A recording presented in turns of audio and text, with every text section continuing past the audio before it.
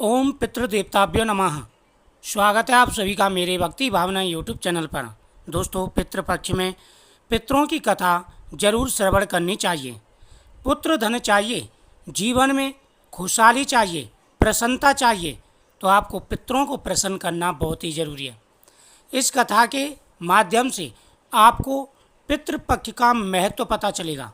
पितरों की हम पूजा क्यों करते हैं इसका पता चलेगा। अगर व्यक्ति के ऊपर पितृदोष लग जाए, पितृदोष किस कारण लगता है? क्योंकि हम पितरों को नहीं मानते हैं, पितरों की अवहेलना करते हैं, पितरों को नाराज कर देते हैं, इस वजह से पितृदोष लग जाता है। और जब व्यक्ति के ऊपर पितृदोष लग जाता है तो अनेक प्रकार की परेशानियां हमारे जीवन में आकर के खड़ी हो जाती हैं। जिन पितरों ने जिंदगी भर हमारे लिए मेहनत की और अगर हम अपना कर्तव्य नहीं निभाते हैं तो फिर उनको क्रोध आता है, क्योंकि भगवान ने ऐसी व्यवस्था बनाई है। महाभारत काल में खुद कर्ण को नीचे आना पड़ा था 16 दिन के लिए। तो इस कथा को प्रतिदिन पितरों के सामने बैठ कर के जरूर श्रवण करें। दोस्तों, प्राचीन समय की बात है, दो भाई थे, जोगे और भोगे। दोनों में बड़ा प्रेम था, बड़ी प्रसन्नता के साथ रहते थे। जोगे जो था वह पैसे वाला था, लेकिन भोगे जो था वह गरीब था।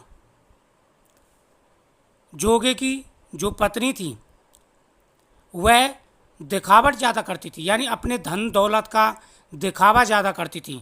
और भोगे की जो पत्नी थी वह सरल स्वभाव की थी। जो भी घर में रूखा सूखा था उसे खा करके भगवान का भजन करना और सदा ही अपनी गृहस्थी पर ध्यान देना, प्रसन्न रहना। साल में जब पितृपक्ष आए तो जोगे की पत्नी ने जोगे से कहा कि हमें पितरों की पूजा करनी चाहिए। जोगे को पैसे का अपमान था। उन्होंने कहा कि मैं इन आडंबरों को नहीं मानता, लेकिन जोगे की पत्नी को तो पितृ पूजा करनी थी, क्योंकि उसे अपने पियर वालों को अपना धन दिखाना था कि भाई मेरे पास कितना धन दौलत है। उन्होंने कहा कि आप टेंशन मत करिए, मैं भोगे की पत्नी को बुला लूँगी, वो सारा काम करवा देगी और हम पितरों की पूजा कर लेंगे। आप ब्राह्मण को निमंत्रण दे आइए। उन्होंने कहा ठीक है, कोई बात नहीं, आप कर लेना। उसने भोगे की पत्नी को बुलाया और कहा कि ऐसा करना, कल हम पितरों की पूजा करेंगे और सुबह आ जाना जल्दी, और पितरों की कार्य जो भोजन वगैरह बनेगा उसमें हाथ बटा देना। उन्होंने कहा ठीक है, कोई बात नहीं है। देखो, पितृपक्ष में हमारे 5 कर्तव्य होते हैं जो प्रत्येक व्यक्ति को करने चाहिए। पहला है पितरों को जल देना, इससे पितृ तृप्त होते हैं। दूसरा है पंचग्रास निकालना, जिसमें अग्नि का, गाय का, कौवे का, कुत्ते का, पीपल वृक्ष का, ये सभी ग्रास हमें जरूर निकालने चाहिए। तीसरा है दीपदान करना, पितरों के सामने, देवताओं के सामने, तुलसी माता के सामने, मंदिर में, जहाँ जैसा हो पितृपक्ष में दीपदान जरूर करना चाहिए। चौथा, गौ माता की पूजा। गौ माता को एक वस्त्र पितृपक्ष में अपनी इच्छा बोल के जरूर उड़ाना चाहिए। पांचवा, पीपल वृक्ष की पूजा। पितृपक्ष में पीपल वृक्ष की पूजा जरूर करनी चाहिए। पीपल वृक्ष के नीचे दीपक जला के वहाँ पर मीठा चढ़ाएं और 7 परिक्रमा दें और पितरों के नाम से वहाँ पर जल चढ़ाएं।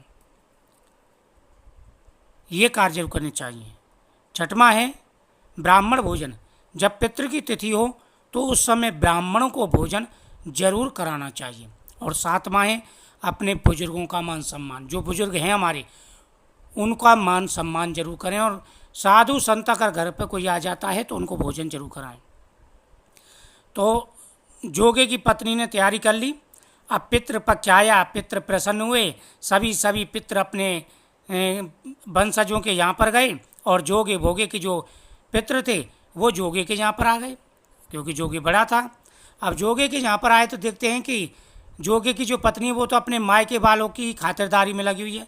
ना तो पितरों के नाम से कुछ निकाला, ना ब्राह्मण को ही भोजन कराया, और वो उसमें लगी हुई है। वो बेचारे उदास होकर के लौट आए।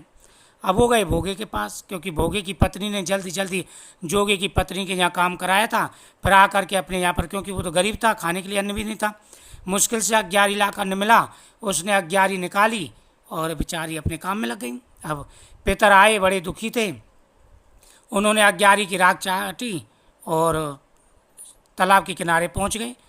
अब क्या होता है कि जो पितृपक्ष है इसमें पितरों का एक स्थान होता है, यहाँ पर सभी पितृ एकत्र होते हैं। वो होता है तालाब के किनारे या कोई देवालय पे, ऐसी जगहों पर पितृ एकत्र होते हैं।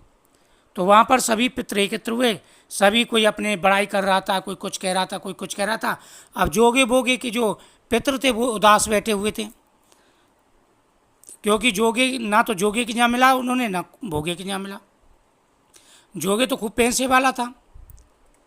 अब वो बड़े उदास हुए और पितृ पूछने लगे कि भाई ऐसा क्या हुआ। पन कि भाई मेरे बड़े पुत्र, हमारा बड़ा जो वंशज है जोगे, उसके पास तो धन दौलत है, लेकिन वो तो पितरों को मानता ही नहीं है। और छोटा भोगे उसके पास तो कुछ है नहीं, उसकी बहू ने जो अग्यारी निकाली उसकी राख चाट के हम आ गए। अगर भोगे के पास पैसा होता, धन दौलत होता तो हमें भरपेट भोजन कराते। अब पितृ बोले कि भाई तुम आशीर्वाद क्यों नहीं देते उसे, आशीर्वाद दीजिए, अगर हम चाहें तो सब कुछ हो जाए। अब पितरों की समझ में आ गया, तभी पितर अचानक नाचने लगे, भोगे के घर धन हो जाए, भोगे के घर धन हो जाए, ऐसा कहने लगे। अब तो इधर क्या हुआ, भोगे के जो बच्चे थे वो स्कूल से वापस आए। अब उन्होंने कहा कि मम्मी हमें भूख लग रही है। अब उसकी माँ को पता था घर में कुछ नहीं है। उसने कहा ऐसा है, बाखर में हौदी रखी है, उसके नीचे कुछ रखा हो तो देखाओ, क्योंकि उनको टालना था वहाँ से।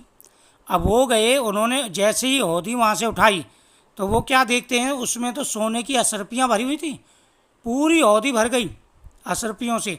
अब वो चिल्लाने लगी, उसकी माँ भक्की गई, पता नहीं क्या हो गया, जाके देखती हो तो दंग रह गई, अरे ये क्या हो गया। वो समझ गई ये सब पितरों ने किया है। फिर तो उसने धूमधाम से पितरों की पूजा की, पितृ प्रसन्न हो गए, भर पेट पितरों को भोजन कराया, ब्राह्मणों को भोजन कराया, पूरे गांव को भोजन कराया। पितरों ने भी प्रसन्न होकर के उसे आशीर्वाद दिया। उसके घर में धन दौलत हो गया, संतान उनके 2-2 3-3 लड़के हो गए, हर प्रकार का सुख और वैभव हो गया।